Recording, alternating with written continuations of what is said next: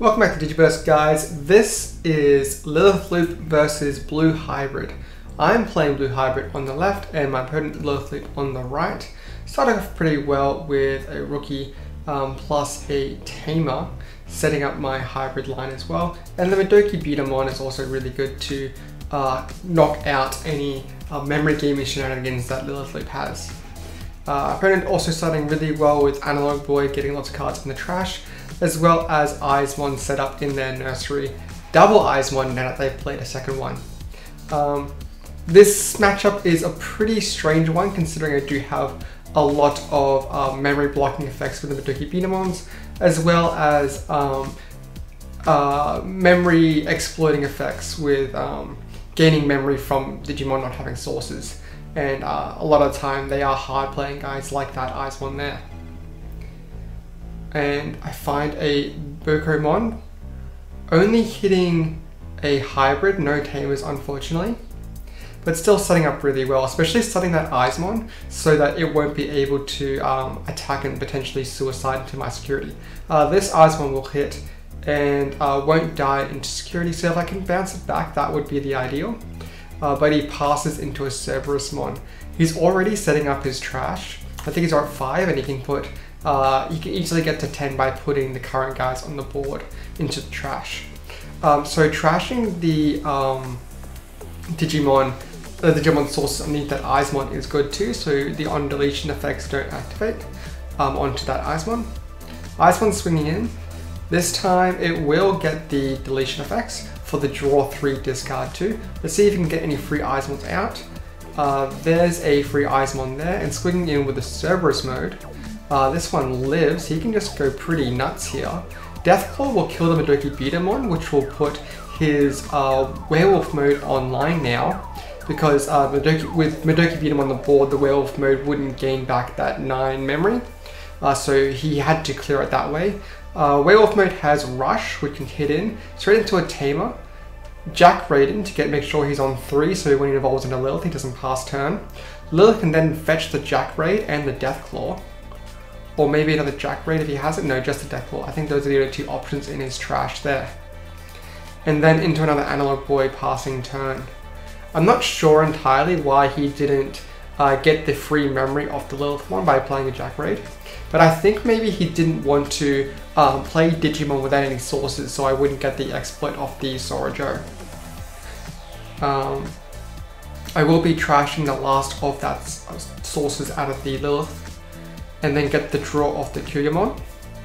Hitting with the Kuma will stun the Lilith, which is good, considering I only have 1 security left. And then just hitting in for maximum damage as much as I can. And then with the Buku as well. No, I might just save the Buku, considering I have a tamer there to potentially evolve over. And Lilith, the Lilithmon that is stunned and without sources, is really good for me because I don't think my opponent has a way to evolve over the Lilithmon at this time. So I will just be getting free memory with the Sora Joe. He is forced to Deathclaw here to kill the Madoki. So he can gain the memory back with Jack Raids and then Lilith Loop effect as well. Dead or Alive will bring back a Loosemon. Loosemon will kill the tamer. This is pretty important to keep him alive, considering that I could have potentially had 3 hits on board if they didn't remove a Digimon or a tamer. Kubamon hits again, stunning the Lilith. It will die this time. And now I think I can hit with the Bukomon since I don't have any more tamers on the board. Now set up... I do need to stun more guys, because if he can set up some rush, I will be in trouble. So that's what I do here, stunning both his Lilith and his Loosemon, and then setting him on exactly 1 memory, and setting up a tamer too, in case he can put out some blockers or remove my body somehow. And my opponent knows there's nothing he can do about that, so he will wrap that up straight into game 2. In game 2, my opponent wants to start off. He's got a very strong line straight into the Eismon package, setting me on 2 memory. Very lucky for him, considering that we aren't playing with mulligans. I unfortunately do not open very well. I'm forced to play a Kumamon with no rookies or tamers. And I do have the Korikakimon in my hand, which can evolve over this Kumamon for 1 cost. So I'm hoping that will unbrick my hand. Korikakimon will also stun a guy, which is really strong too. Scatter Mode suicides into security and plays the Eismon, setting up his trash by drawing and discarding, giving him plenty of options too. With that free Eismon, it just replaced itself, and that Eismon I think is 7k with a Scatter Mode in the trash. I finally found my rookie, so I can get my draw. There's the Korikakimon that I mentioned earlier, stunning the Eismon. This is so when I swing with a Korikakimon, he can't react with the Eismon, but Korikakimon dies in the security check anyway. Going into a Nemon, Nemon will play a Tommy. Tommy would have trash some sources, but there's nothing to trash anyway. I had an unfortunate slow start, but it seems I'm able to pick it back up. There's another Scatter Mode from my opponent. He's just opening very well. Hitting into security. We'll play a Howling Memory Boost. I guess this time Scatter Mode does have jamming. Go into a Cerberus mode, setting up the next turn. I think he's got the rush from all that drawing earlier. Playing a Tommy will trash the Eismon. Getting to evolving the Tommy that I didn't play into a Korikakimon, stunning the Cerberus mode and running over the Scatter Mode. This was mostly just damage control, considering I could have did it the other way, but I wanted the field advantage of running over a guy. He does get more discard outlets, and that gives him another Eismon, unfortunately.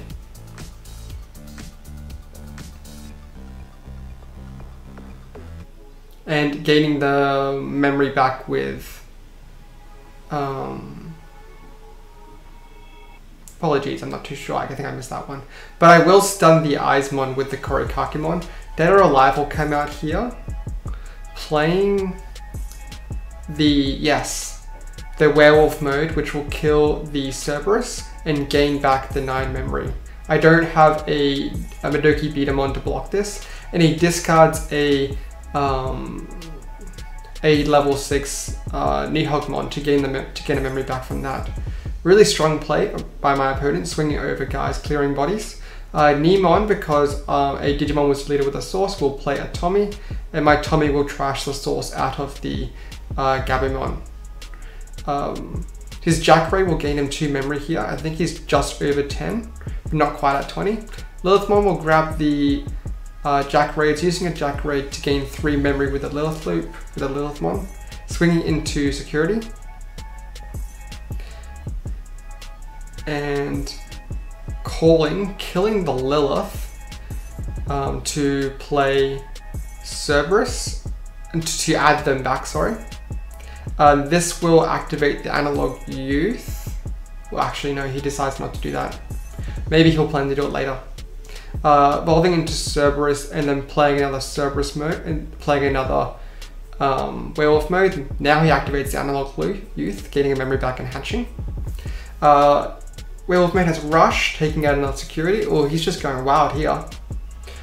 Hitting a Tamer. Davis will set me to 3 memory next turn. I'll fetch the Strabimon, which is the only Digimon available to me. Going into another Lilith, crazy looping here. Grabbing the Jack Raid, gaining a bunch of memory back. Playing a Gabumon. And there's another way to rush into my security.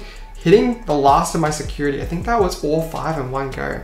Actually, I think 4 in one go. And can he get another way to rush in? Analog Youth, revealing 3, then dumping 1. I think he wants that Eismon so that he can discard it off the Gabumon if I don't trash the source. Yeah, I think that's the plan.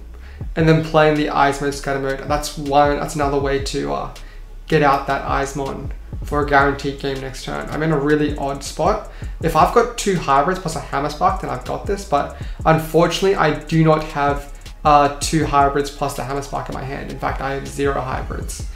So I'm just going for damage control here, hitting over the suiciding my Korikaku to even split. They dump the Eismon, which will play itself.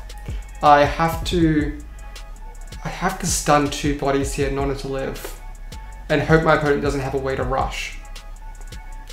Strabimon will find me a hybrid, but I don't have nearly enough memory in order to play it. I realize that very soon, and then I just scoop it up. Yeah. We'll go on to game 3. Very strong plays by my opponent. And he started off really well with those double Eismons.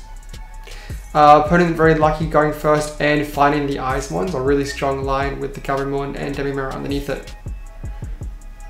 Going to a Strabi on my security, playing a Tamer for 2 cost, and then the Bukumon.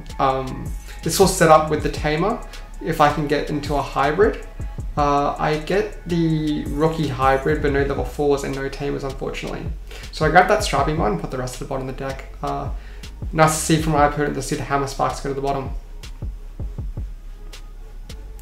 Analog Boy revealing 3, grabbing the Eismon. This is perfect for him, because when he swings in here, if this suicides, he can dump the Eismon. It will play a Davis, revealing 3. And that's 1 more Hammer Spark to go to the bottom of the deck, but I'll grab that Madoki Beatamon, which is a really nice counter to this deck here.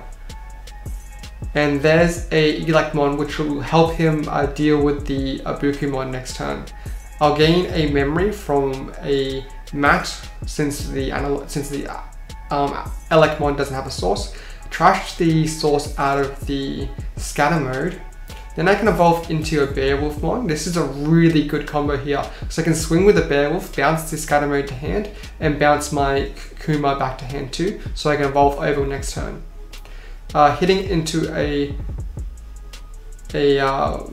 Jack Rainer security, I lose 2 memory, but I've got a really strong lead in security now. And now my opponent has a really weird position with the Elecmon, because he has nothing to, he gains no value from suiciding into the Bukumon, but he has to do it to stop me from having value. He could have risked attacking to my security, but the value from removing Buku was much too strong. Playing the loose one, removing a body, and then I gain a 2 memory from the Sora Joe because the loose one doesn't have a source. I'm in a really good position now because I have so much free memory to work with. Going into a Kumamon, no sources to trash, but I can go into a Korikakimon for 1 cost, stun the Loosemon. This will keep my memory, my security very strong. Hitting in with the Beowulfmon. And then playing another Davis. I went into Beowulfmon because it just had more DP, and I just wanted a stronger body. It was only 1 cost, so I wasn't too fussed about it. I also didn't bounce anything back to my hand because I was very strong on hybrids anyway, so I wanted to keep the value underneath him just in case.